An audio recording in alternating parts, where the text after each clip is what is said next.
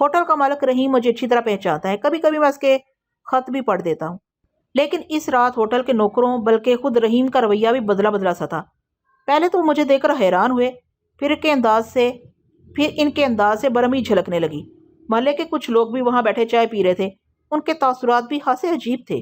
میں نے جیسے ہی ہوٹل میں قدم رکھا وہاں کی فضا کشیدہ ہو گئی، لوگوں کے درمیان سرگوشیاں بھی ہونے لگیں، سب کی نظریں مجھ پر جمی ہوئی تھی۔ میں لوگوں کے اس رویے کی وجہ سمجھنے سے قاصر تھا۔ بہرحال میں ان کی پرواہ کیے بغیر ایک کرسی گھسیٹ کر بیٹھ گیا اور ٹیبل مین کو بلانے کے لیے میز کو گلاس سے بجانے لگا۔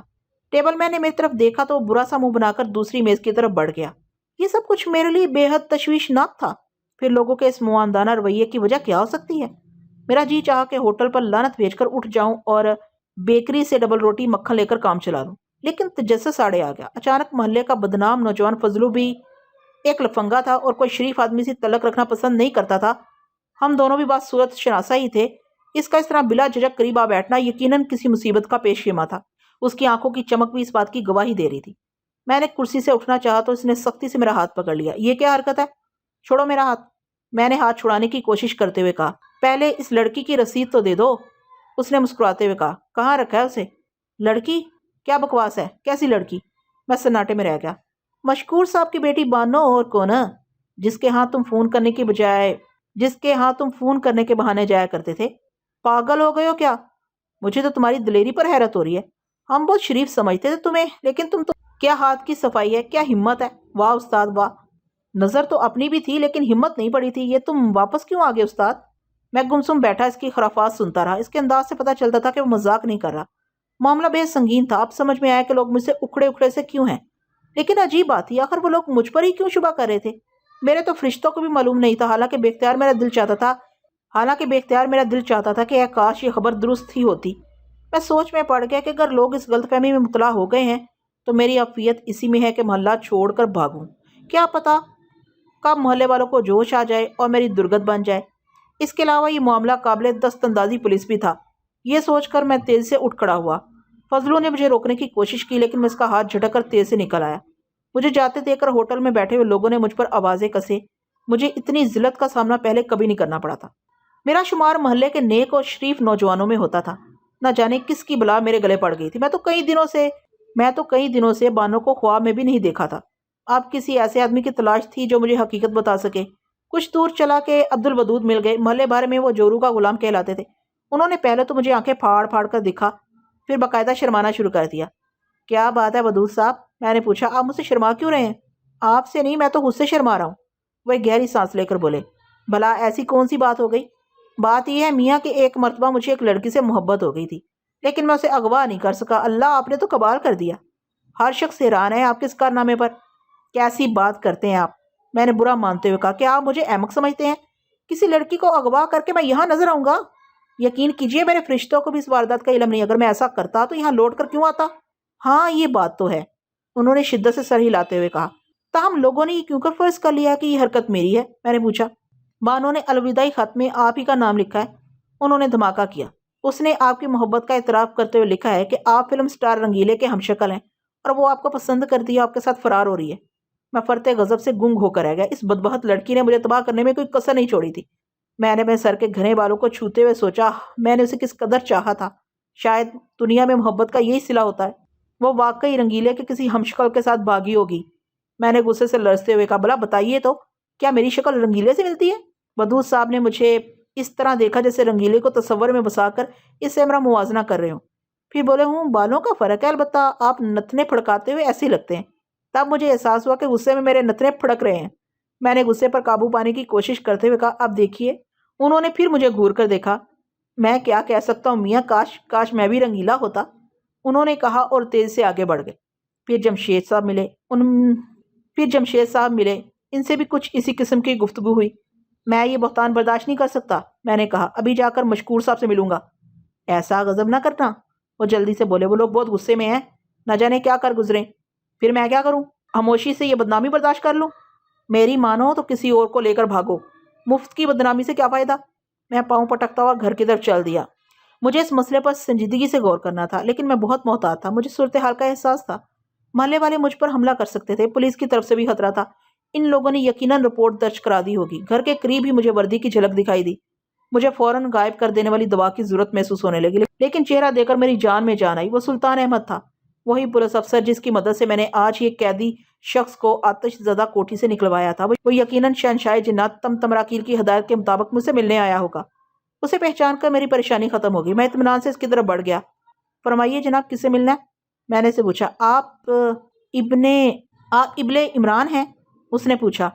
مجھے غصہ تو بہت آیا، لیکن وہ ایک پولیس افسر تھا، تمتمراکیل جن کا مرید صحیح، بہرحال اس کی بھی اپنی کوئی حیثیت تھی۔ میں نے گردن اکڑاتے ہوئے پورے اعتماد سے کہا، جی میں ہوں ابو عمران، فرمائیے کیا کام ہے؟ میں تمہیں گرفتار کرنے آیا ہوں، اس نے کہا۔ جی؟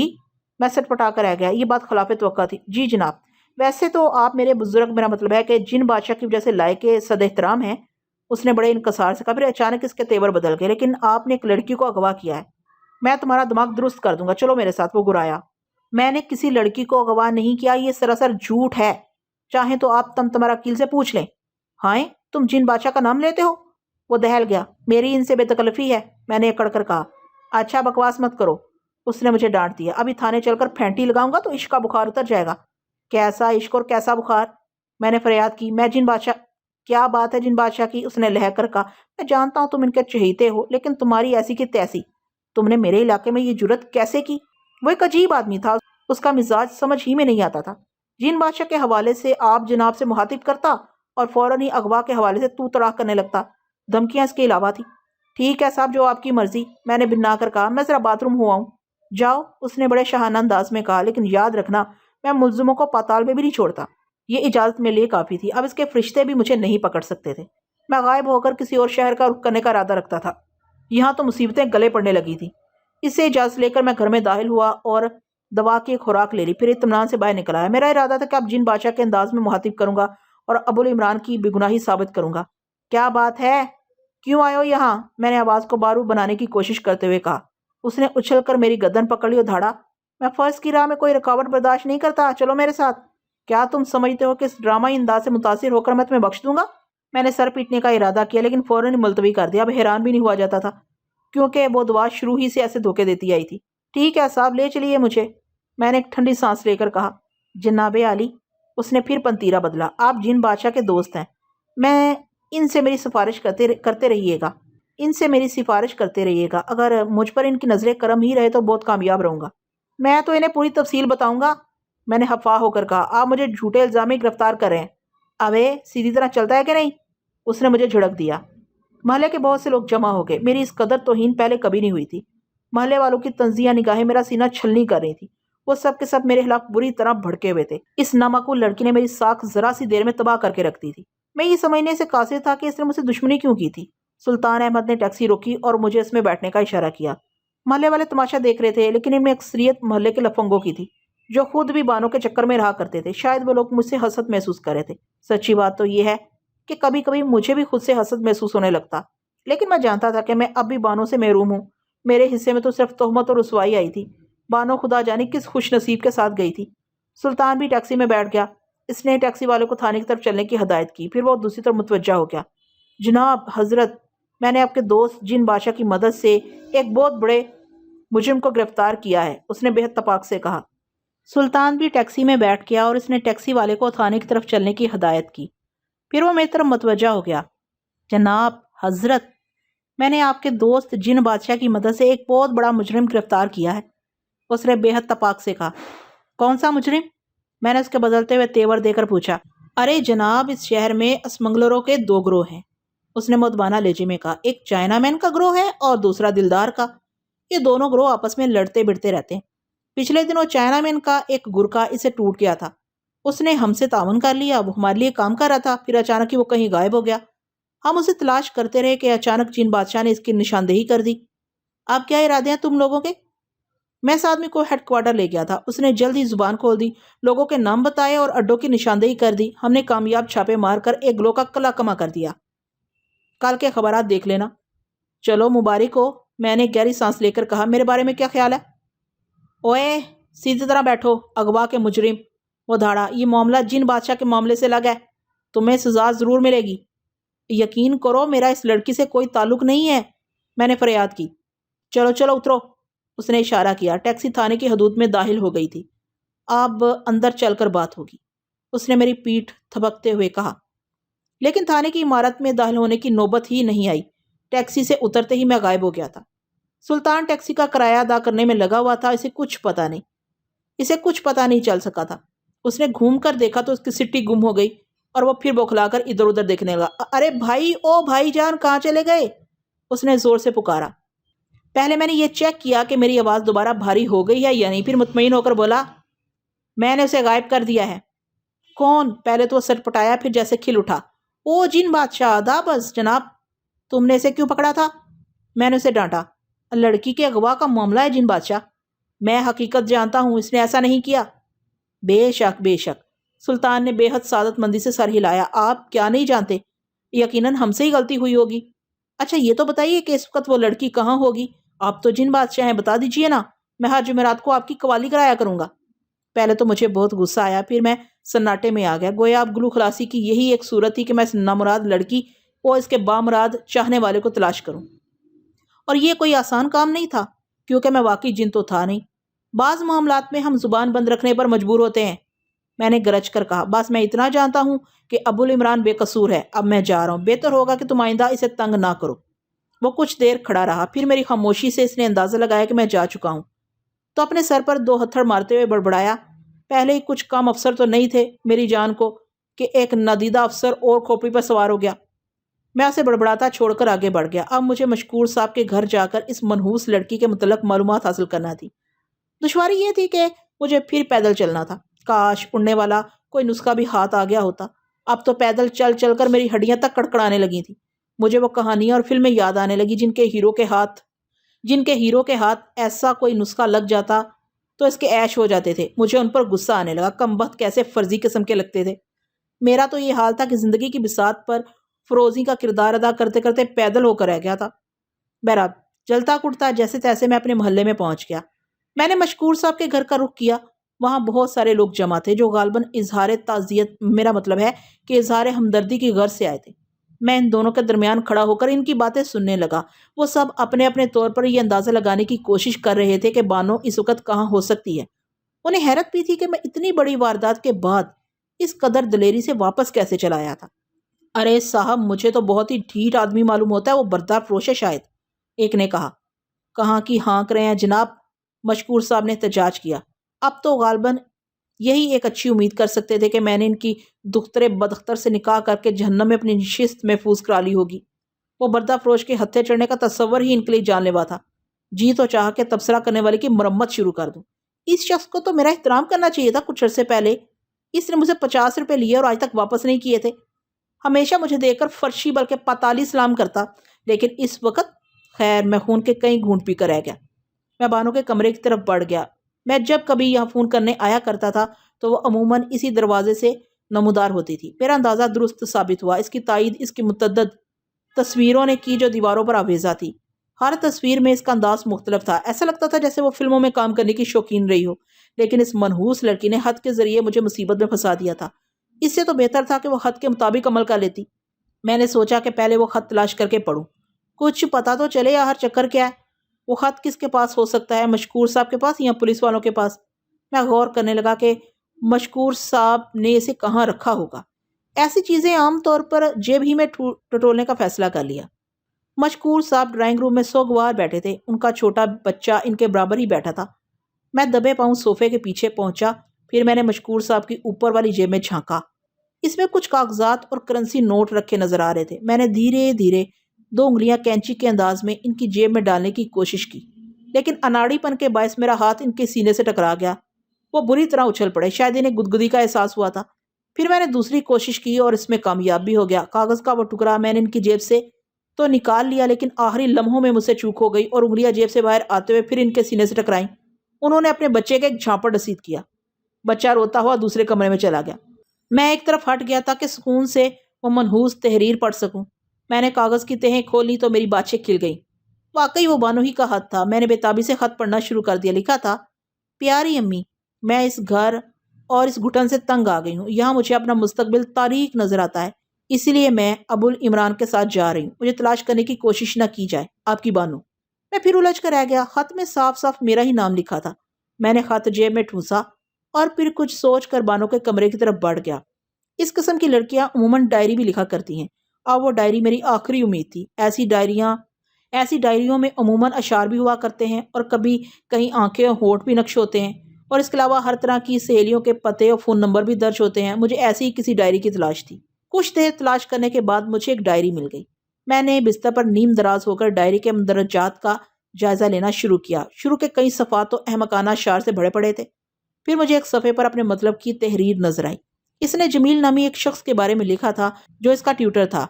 میں صفحے پر صفحے پلٹتا رہا اور جمیل کی تعریفوں میں اضافہ ہوتا رہا۔ ہائے اللہ، وہ کتنے ہینڈسم ہیں، ان سے تو فزکس کی بجائے بیالوجی پڑھنے کو جی چاہتا ہے۔ مزید آگے کے صفحات گواہی دے رہے تھے کہ ان کے روابط سنگین ہوتے چلے گئے تھے۔ اور بھی بہت کچھ لکھا تھا، لیکن جو کچھ میں پڑھ چکا تھا وہی کافی تھا۔ مجھے پتہ چل گیا تھا کہ بانو کس کے ساتھ فرار ہوئی ہے۔ اب مجھے جمیل کا پتہ چلانا تھا، لیکن دشواری یہ تھی کہ میں اس کے بارے میں کچھ بھی نہیں جانتا تھا۔ میں نے ڈائری دوبارہ بستر کے نیچے رکھ دی اور وہاں سے نکل کر ڈرائنگ روم میں چلا آیا۔ اس بار وہاں مقامی تھانے کا ASI بھی موجود تھا جو مشکور صاحب سے پوچھ گچھ کر رہا تھا۔ اس کا انداز تفتیش کچھ ایسا تھا جیسے مشکور صاحب نے خود ہی اپنی بیٹی کو اغوا کر لیا ہو۔ مشکور صاحب بہت جذباز دکھائی دے رہے تھے۔ میرا خیال ہے آج کل لڑکیوں کا بھاگ جانا ان کے والدین کے حق میں بہتر ہی ہوتا ہے، ASI کہہ رہا تھا۔ کیا کہہ رہے ہیں جناب؟ مشکور صاحب نے چونکتے ہوئے کہا۔ میری تو ناک کٹ گئی۔ ان کے ساتھ بیٹھا ہوا بچہ چونک پڑا۔ نہیں ابا، وہ مشکور کی ناک چھوتے ہوئے بولا۔ یہ رہی آپ کی ناک۔ مشکور صاحب نے ASI کا غصہ بھی بچے پر اتارا۔ پھر وہ ASI کی طرف متوجہ ہو گئے۔ آپ اس ابلے، کیا نام ہے اس کا، اس خبیث کو کیوں نہیں پکڑتے؟ ہم نے تحقیق کر لی، اس کے ہاتھ صاف ہیں۔ یہ کیسے ہو سکتا ہے؟ بانو نے اپنے خط میں اسی کا تذکرہ کیا ہے۔ اس کے لکھنے سے کیا ہوتا ہے؟ اگر وہ لکھ دیتی کہ اینتھونی کوئن کے ساتھ فرار ہو رہی ہے تو کیا میں امریکہ جا کر اینتھونی کوئن کو پکڑ لیتا؟ ASI نے بنا کر کہا۔ اس کے استدلال نے میرا دل خوش کر دیا۔ مجھے یہ اطمینان بھی ہو گیا کہ سلطان نے یقیناً میری پوزیشن صاف کر دی ہے۔ آخر میں جن بادشاہ کا چہیتا بھی تو تھا، لیکن اسے جھوٹ لکھنے کی کیا ضرورت تھی؟ مشکور صاحب نے اصرار کیا۔ یہ تو وہی بتائے گی۔ میں بے خیالی میں باواضح بلند بول پڑا۔ سب بڑبڑا کر ادھر ادھر دیکھنے لگے۔ کمرے پر سناٹا طاری تھا۔ ہر شخص خوفزدہ دکھائی دینے لگا۔ یہ کون بولا تھا مشکور صاحب؟ پولیس والے نے بوکھلا کر پوچھا۔ جی میں تو خود حیران ہوں، مشکور صاحب نے خوفزدہ لہجے میں کہا۔ آپ پولیس والے ہیں، آپ ہی پتہ چلائیں۔ اس وقت تو میں جا رہا ہوں۔ پولیس والا اٹھ کھڑا ہوا۔ پھر آؤں گا۔ مجھے اپنی حماقت پر غصہ آنے لگا۔ میں نے ان کا سلسلہ کلام قطع کر کے خود کو بہت ساری معلومات سے محروم کر لیا تھا۔ پولیس افسر چلا گیا تو دوسرے لوگ بھی رخصت ہو گئے۔ مشکور صاحب بھی اندر چلے گئے۔ میں وہاں اکیلا رہ گیا۔ امید افزا بات یہ تھی کہ پولیس افسر میری پوزیشن صاف کر گیا تھا۔ اب میں مشکور صاحب سے مل سکتا تھا۔ اب ان کے بھڑکنے کا اندیشہ نہیں تھا۔ ظاہر ہے جمیل کا پتہ میں انہی سے معلوم کر سکتا تھا۔ میں وہاں سے اپنے گھر آ گیا۔ دعائے غیاب کا توڑ استعمال کر کے میں گھر سے نکلا اور واپس مشکور صاحب کے گھر کی طرف چل دیا۔ اب مجھے محلے والوں کی کوئی پرواہ نہیں تھی۔ پولیس نے مجھے بے گناہ قرار دے دیا تھا۔ محلے کے لوگوں نے مجھے گھور کر دیکھا، لیکن میں نے ان کی طرف کوئی توجہ نہیں دی۔ میں آگے بڑھ رہا تھا کہ اچانک ایک مکان کے دروازے سے پھینکا گیا پتھر میرے قدموں میں آ گرا۔ میں نے بوکھلا کر ادھر ادھر دیکھا۔ گلی میں کوئی بھی نہیں تھا، لیکن دروازے کا پردہ ہل رہا تھا۔ میں جانتا تھا کہ اس گھر میں ایک تیغ آبنوس لڑکی زیتون بنی رہتی تھی۔ میں نے پتھر دیکھا تو اس میں ایک کاغذ لپٹا ہوا تھا۔ شاید وہ میرے لیے کوئی پیغام تھا۔ میں نے ادھر ادھر دیکھتے ہوئے وہ پتھر اٹھا لیا اور پرچہ کھول کر پڑھنے لگا۔ پرچہ پڑھ کر میرا خون کھول گیا۔ سب سے زیادہ غصہ مجھے اس کے انداز تہاطب پر آیا۔ لکھا تھا، ابو جان اگر آپ مجھے بھی ساتھ لے چلیں تو آپ کا احسان ہوگا۔ میں بانو سے ہرگز حسد نہیں کروں گی، آپ کی زیتون۔ یہ بے تکا خط پڑھ کر میں نے ہلتے ہوئے پردے کی طرف دیکھا، پھر دل ہی دل میں خود پر لعنت بھیجتا ہوا آگے بڑھ گیا۔ بانو نے میرا کباڑا ہی کر دیا تھا۔ مشکور صاحب کے گھر پر پھر مجمع لگا ہوا تھا اور میں وہاں پہنچا تو حاضرین پھٹی پھٹی آنکھوں سے مجھے دیکھنے لگے۔ میری آمد ان کے لیے غیر متوقع تھی۔ پھر ایسا لگا کہ وہ سب کے سب مجھ پر ٹوٹ پڑیں گے۔ میں نے مشکور صاحب کو ایک زوردار سلام سے نوازا تو وہ میرے سلام کو نظر انداز کرتے ہوئے دھاڑے۔ تمہاری یہ ہمت؟ کہاں ہے میری نور نظر؟ آپ لوگوں کو غلط فہمی ہوئی ہے۔ پولیس مجھے بے گناہ قرار دے چکی ہے۔ میرے خلاف سازش ہوئی ہے مشکور صاحب، ورنہ آپ کی نور نظر میری بھی میرا مطلب ہے میری بھی نور نظر ہے۔ اس نے خط میں تمہارا نام کیوں لکھا؟ مجھے دکھائیے وہ خط۔ میں نے بھی سخت لہجہ اختیار کر لیا۔ وہ خط میری جیب سے غائب ہو گیا ہے، مشکور صاحب بے بسی سے بولے۔ خط کے ساتھ 100 روپے کا ایک نوٹ بھی میری جیب سے غائب ہے۔ مجھے بڑی شدت سے غصہ آیا۔ کیا زمانہ ہے، لوگ منہ پر بہتان کر لیتے ہیں۔ مشکور صاحب، میں نے سرد لہجے میں کہا، بیٹی بھی شاید جھوٹ گھڑنے میں آپ پر گئی ہے۔ کیا بکواس ہے؟ مشکور صاحب بنا گئے۔ کون جھوٹ بول رہا ہے؟ یکا یک مجھے اپنی نازک پوزیشن کا احساس ہو گیا۔ کچھ نہیں مشکور صاحب، میں معافی چاہتا ہوں، دراصل یہ حادثہ میرے دماغ پر بھی اثر انداز ہوا ہے۔ میں نے جلدی جلدی صفائی پیش کی۔ سوچتا کچھ ہوں، بولتا کچھ ہوں، کاش وہ میرے ساتھ ہی گئی ہوتی۔ ہے پھول سی لڑکی، اور بھاگ جائے، پاؤں دکھ گئے ہوں گے بیچاری کے، میں تو اسے سہارا دے کر لے جاتا۔ سوچا تو میں نے کئی بار تھا، لیکن ہمت نہیں پڑی تھی۔ بالآخر کوئی اور ہی حادثہ کر گیا۔ ویسے آفرین ہے اس پر۔ ابے تو پاگل ہو گیا کیا؟ مشکور صاحب آپے سے باہر ہو گئے۔ انہوں نے میرا گریبان پکڑ لیا۔ مجھے احساس ہوا کہ زبان پھر کوئی گڑبڑ کر گئی ہے۔